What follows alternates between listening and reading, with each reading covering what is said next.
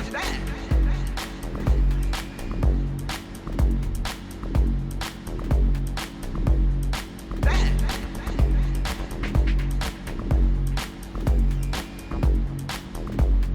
What's your dad like?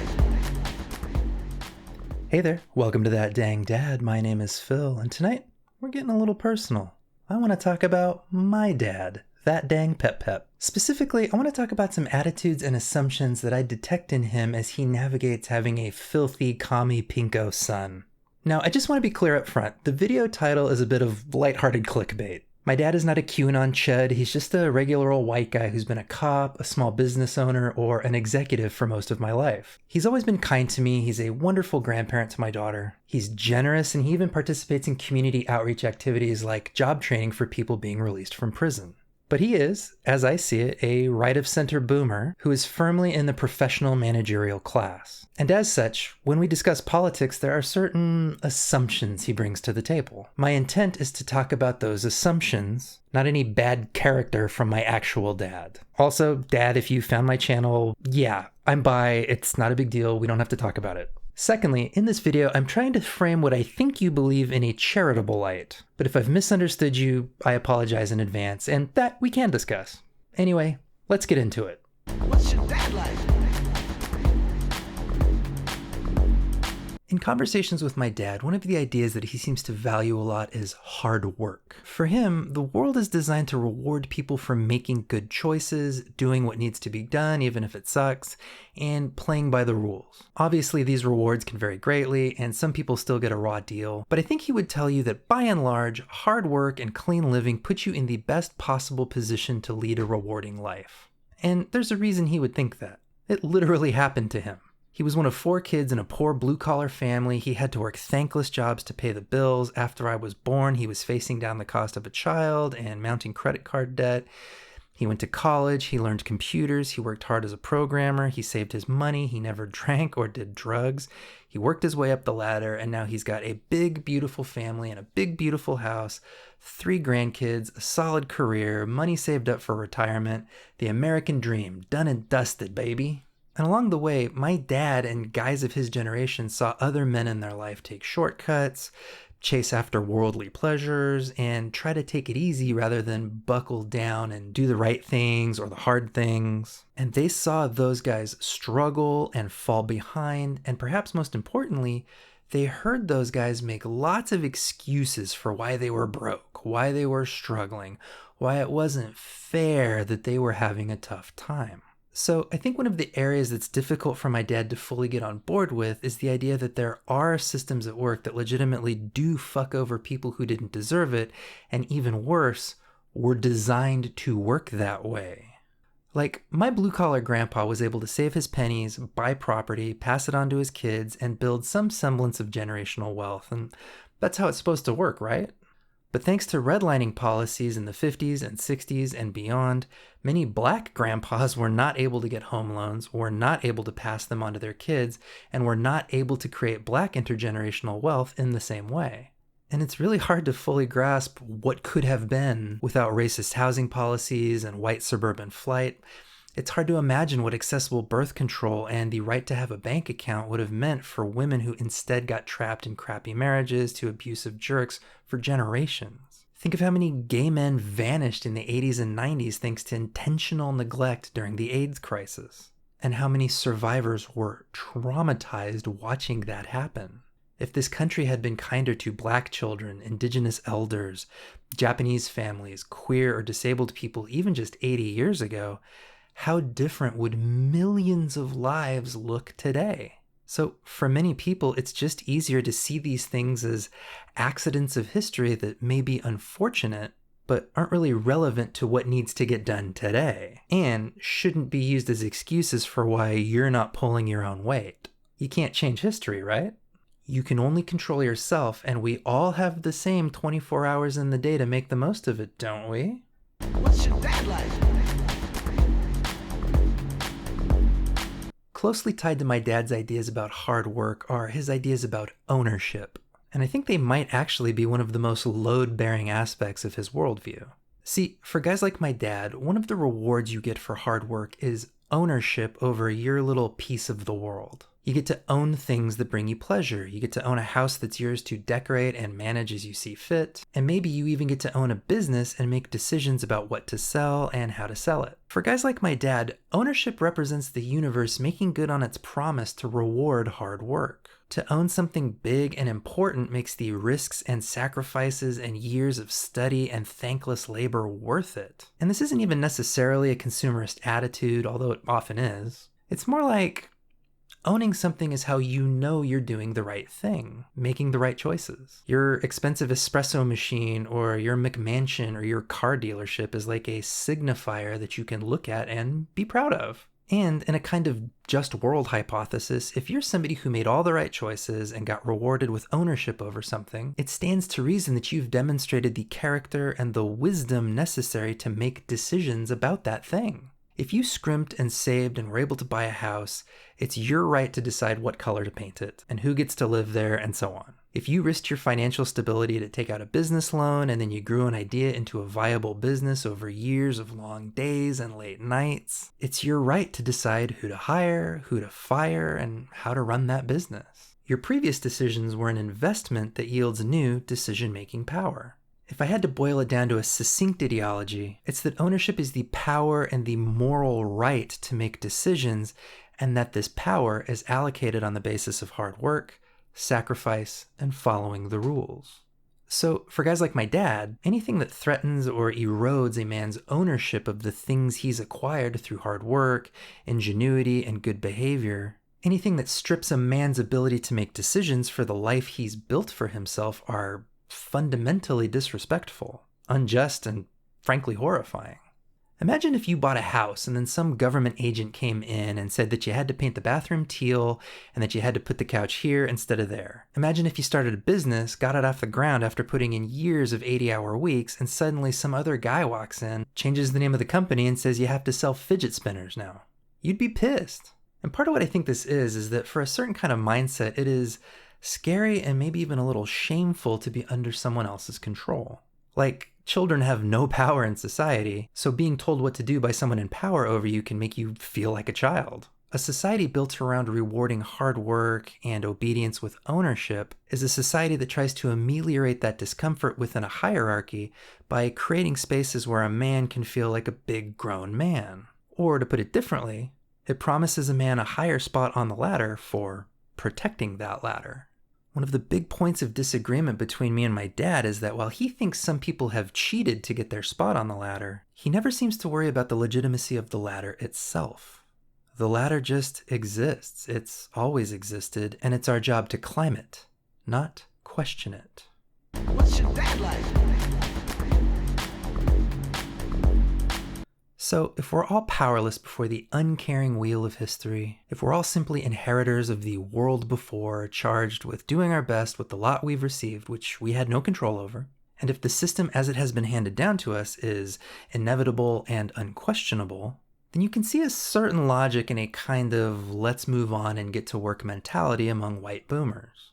Like, you can kind of understand a certain frustration with constantly trying to litigate the past. Like, yes, a bunch of unfair things happen, but that's just, like, life? Like, okay, the Japanese internment was horrible, but a ton of white families lost their sons and brothers and cousins fighting the Nazis, so where's their reparations? Yeah, American slavery was a nightmare, but it ended 160 years ago. Why is that still relevant to the behavior of a 20-year-old black man today? We know the English pressed Irish people into forced labor in the 17th century. Do they get reparations? How far back do we go? Should Italy pay reparations for Romans killing Boudica? Can't we just agree that all that shit sucked and treat each other as equals today? For a lot of people like my dad, and especially in his specific generation, racism is when you individually treat someone badly in a specific scenario because of their race. Martin Luther King famously dreamed of a world where people were judged by the content of their character rather than the color of their skin. So isn't the right thing to do to live a colorblind life and just treat individuals equally? This logic also seeps into how my dad thinks about speech. Like, if it was discrimination when we let some people speak and stopped others, then in a perfect non-discriminatory world, everyone would be able to speak their minds. Everyone has a right to their opinion, right?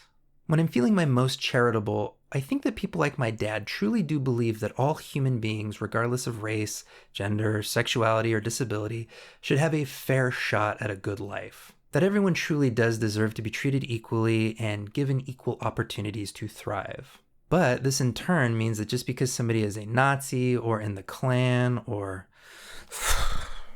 a Calvinist, it doesn't mean we can stop them from speaking or attempt to chase them out of public life just because we don't agree with their beliefs. Equality for all means equality for all, and that's the messy beauty of liberty in their mind.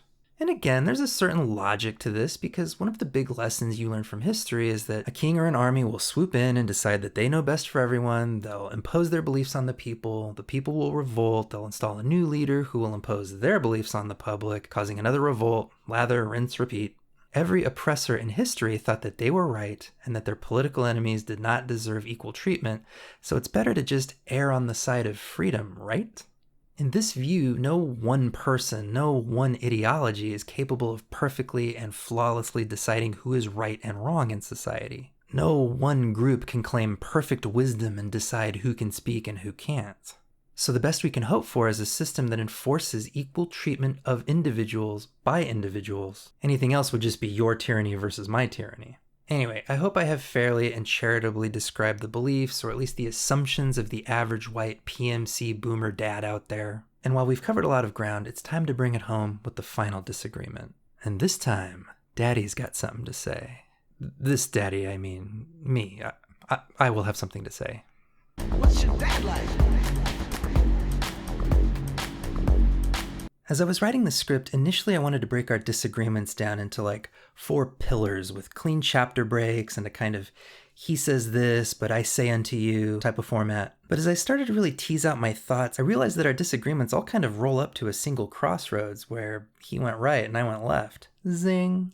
I think my dad and I have a fundamentally different approach to systems. The common through line in my dad's assumptions as I see them in this video is about individuals making individual choices within whatever framework we happen to have inherited. Racism is about an individual harming another individual because of race. Success at work comes when an individual decides to do hard or valuable work for an individual company or decides to vote with their feet and find a better company to serve. Whatever happened before, whatever atrocities or injustices occurred in the misty past, we can't do anything about those. All we can do is use our individual talents and attitudes to treat the individuals around us respectfully and play by the rules. Rules written by people who have the right and the mandate to make them. And if those individuals in power break the rules, they should be individually punished for not living up to the standard of society. In short, my theory is that my dad believes that systems are neutral in and of themselves, and that it all comes down to individuals within the systems making good or bad choices. And in fact, systems are there for a reason. They sprung up organically based on human nature, and it's not our job to question them, merely to operate in them in an ethical way. It's not quite capitalist realism, but more like status quo realism. History shook out a certain way. The world works a certain way. People in charge are the ones who understand how to make the most of it. And if you have a better idea for how the world should work, run for office and may the best ideas win. I, on the other hand, disagree. I believe that systems can be, and usually are, designed to protect the power of the powerful. I believe that it's far more common for a bad system to corrupt an individual than it is for a bad individual to corrupt an otherwise benevolent system. I believe that individual behavior within a system is frequently incentivized, if not demanded by that system, and thus when individuals behave in certain ways, it's important to understand the systemic context for that behavior. And, perhaps most importantly, systems designed to protect powerful people nearly always do so by disempowering outgroups. If systems are entirely neutral, then how do we explain the fact that Black maternal mortality in the United States is double the rate of that for white people? In Canada, why do Indigenous youth make up over half the juvenile prison population when they only make up around 5% of the total population? Hospitals, health insurance companies, police departments, court systems, and prison systems are made up of many thousands of individuals. Are they all twirling their mustaches and intentionally conspiring to disproportionately harm Black, Indigenous, and people of color? Or is something more holistic going on?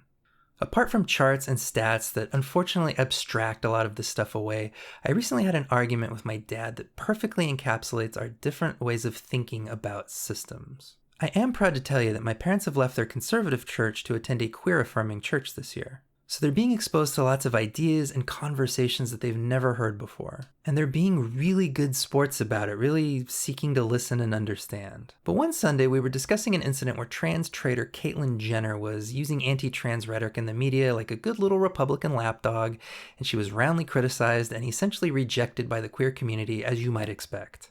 My dad did not agree with her statements, but he was concerned at the lack of civility and the lack of willingness to let everyone be entitled to their opinion. He thought it wasn't fair to try to ostracize somebody just because they had different beliefs. In a tolerant society, shouldn't we live and let live? And I explained to him that the issue wasn't about an individual having a shitty belief in their heart. It was about a powerful media figure using their platform to foment violence against the queer community. My dad was focused on Caitlyn Jenner's right to free speech, but that speech wasn't happening on a sidewalk or in a cafe. It was happening on cable news with the implied authority and legitimacy that conveys. Her speech that harms the community gets broadcast to millions, whereas my trans friends being harmed are never platformed in the same way. Caitlyn Jenner and Emily the Communist Cat Girl are both entitled to their opinions, but only one of them is backed by a system that amplifies and legitimizes their viewpoint. Only one of them gets to count as normal in mainstream media circles, and only one of them is using rhetoric that is getting their ideological rivals stalked and murdered today. They may have equal rights, but the systems at play protect the one while harming the other. Here's another example that doesn't involve my dad. On my local neighborhood Nextdoor app, my middle-class white neighbors are constantly fretting about property crimes and suspicious activity. I'll let you guess by whom. This being Kentucky, many of the men in these threads openly salivate about getting to shoot thieves and teach them a lesson. Many others are outraged that the police or the court system isn't doing anything to dissuade people from stealing cars or porch packages or whatever. Isn't theft simply an individual act of bad character? Well, who steals? It's usually somebody who needs money so they can, eat or whatever. Well, why don't they just get a job then? Well, what if they don't have reliable transportation thanks to our abysmal public transit system? Or what if they're addicted to drugs and can't get hired? Well, then shouldn't they get clean? Yeah, sure, and how should they do that for free while keeping their kids fed and housed? This country hates addicts and hates public services that help the wrong kinds of people. So instead, they get arrested, they get a criminal record, they do some time, they get out, and then they still can't get hired, they still have an addiction, and now they have a record. But they still gotta eat, so what do? Well, you left your car unlocked, so that solves that problem for the night. My white neighbors that vote against policies that would help alleviate poverty are furious when the people suffering from poverty being imposed on them don't respect the property of the people doing the imposing. And they get real mad when you point that out. This thought experiment is not meant to absolve people of bad behavior or pretend that crime doesn't cause suffering among the victims. But for me, it's a way of thinking about how an individualist approach to behavior, to hard work, to clean living really only tells a fraction of the story. Anyone who has been poor can tell you, poverty is expensive. It's a vortex that's very hard to escape thanks to late fees, higher interest rates, inability to buy quality goods, and so on. Anyone who's disabled can tell you the United States does everything in its power to keep disabled people broke and underemployed. Anyone with mental health issues can tell you this country treats mental health like a personal character issue that's shameful to admit and your problem to deal with on your own. And yet, exploiting poor people, disabled people, mentally ill people, that's big business, baby. That's profitable.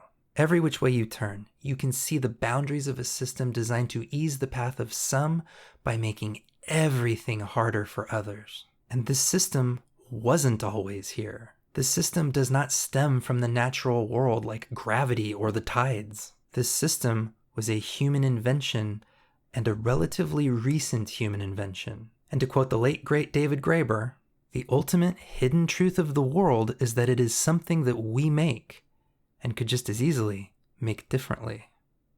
What's your dad like? So, why am I making this video? Is it just an Oedipal quest to tear down my dad? No. Like I said at the top, my dad is a decent guy. He's generous and kind, and he's really trying to understand things outside of his experience with a sincere heart, and I love him very much. I'm writing this because I think these kinds of disagreements are more common in day-to-day life. As a terminally online leftist, I spend a lot of time studying up on, say, the January 6th rioters, QAnon cultists, neo-Nazis, anti-vaxxers, anti-maskers, radical, antisocial, anti-reality extremists waging a slow, cold war against the rest of the country. But for all his ideological faults, my dad doesn't really fit that description. He's not a MAGA guy. He's not a queerphobe. He's not anti-vax. He's not obsessed with plotting, scheming minorities. He is a normal, boring white guy whose politics are shaped by a system that has been extraordinarily kind to him and rewarded his hard work and his sacrifices. I believe he sincerely wants everyone, regardless of in-group, out-group status, to have what he has, even if I think his politics make that impossible. But I think it's also worth acknowledging that he has voted for politicians and policies that are, as I see it, unquestionably violent. And yet, he himself does not speak with violence, and in his own mind does not relish in it. So there's this gap between his private motivations and the public effect of his political activities. I find that gap very interesting. It's troubling on the one hand that people who don't consider themselves violent can support violent politics. But on the other hand, perhaps it's encouraging that some of the people engaged in violent politics don't want to be violent. And so I guess for me, that changes the persuasion strategy that I use when I want to push back on something that he said. If I tried to demolish him with facts and logic, it probably wouldn't work. One, because in the modern age, facts are consumer goods, and we all have our own set, and we don't have to use anyone else's. And two, my himbo brain is full of Elden Ring lore, and my recall ability for stats and facts is embarrassingly poor. I can't back up my beliefs with science right on the spot, even if I know I'm right. So instead, I just tell him stories. Stories about the systemic hardships the kids in the queer teen outreach are facing. Stories about systemic medical hardships that my disabled friends are facing. Stories about how friends of mine in poverty are caught in this undertow that no amount of good choices and clean living can free them from. Stories about how tired and scared I feel in this country, even though I'm one of the lucky ones. One of the luckiest ones.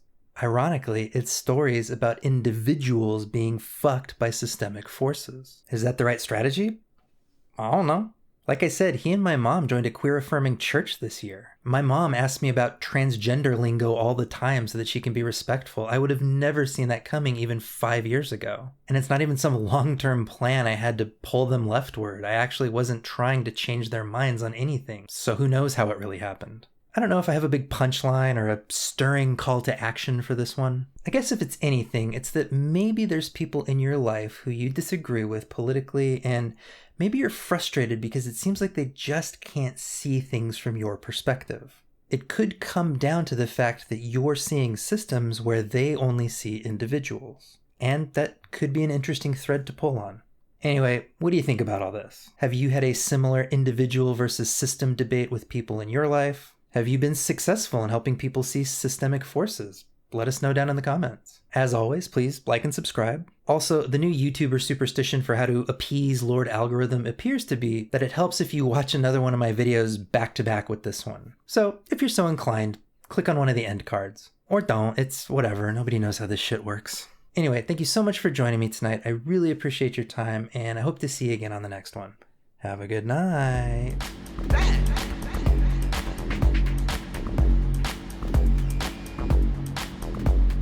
What's your dad like?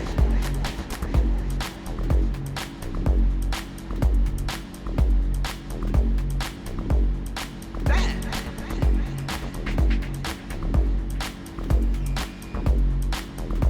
I want to meet that dad.